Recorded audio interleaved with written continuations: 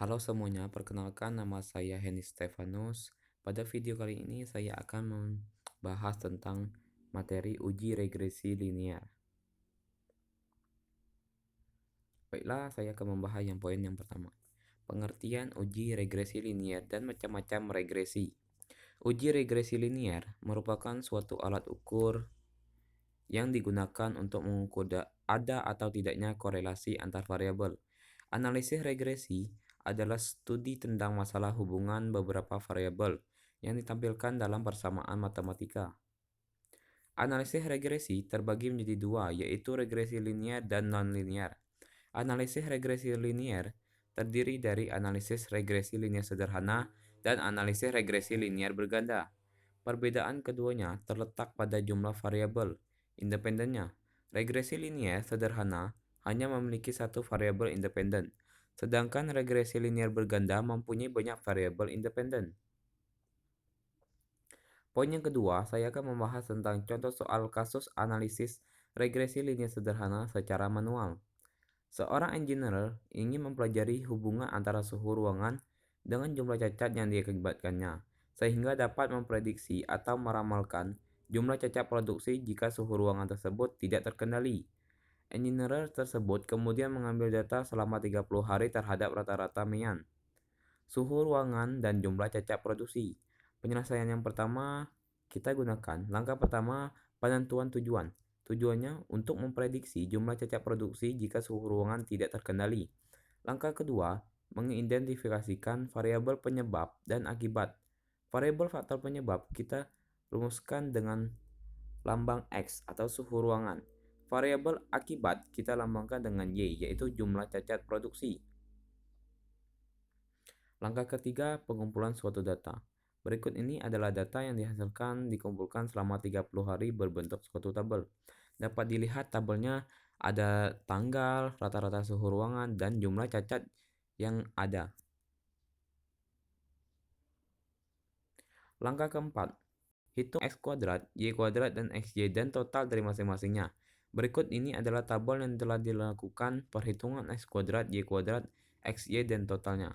Seperti dilihat pada tabel, terdapat tanggal, rata-rata suhu ruangan yang dilambangkan dengan X, jumlah cacat yang dilambangkan dengan Y, X kuadrat, Y kuadrat, dan XY.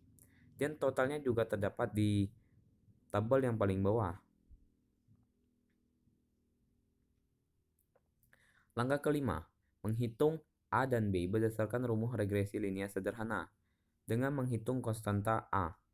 Menghitung konstanta A, kita menggunakan rumus sigma Y dikali sigma X kuadrat dikurang sigma X dikali sigma FY per N dikali sigma X kuadrat dikurang sigma X kuadrat. Jadi hasilnya sama dengan 282 dikali 16.487 dikurang 699 dikali 6.861 dibagi 30 dikali 16.487 dikurang 699 kuadrat. Hasilnya A sama dengan negatif 24,38. Yang kedua, menghitung koefisien regresi B. Caranya sama, menggunakan rumus yang dengan cara menghitung konstanta yang A. B hasilnya sama dengan 1,45. Langkah ke-6, kita harus membuat model persamaan regresi. Y sama dengan A ditambah BX.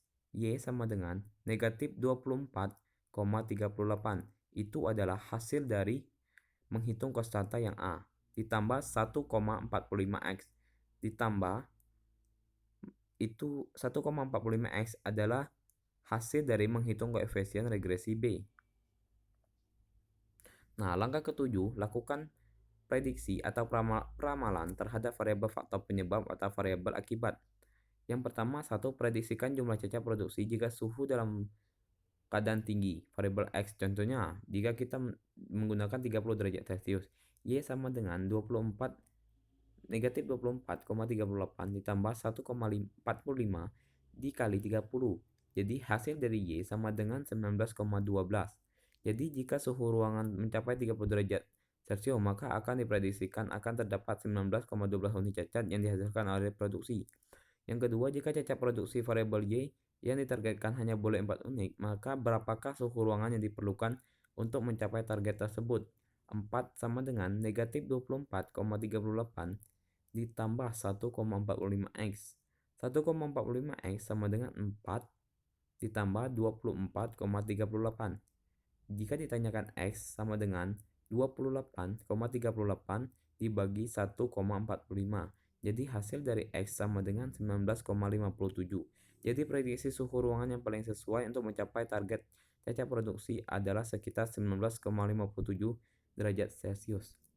Sekian penjelasan materi tentang regresi linear dari saya. Semoga bermanfaat.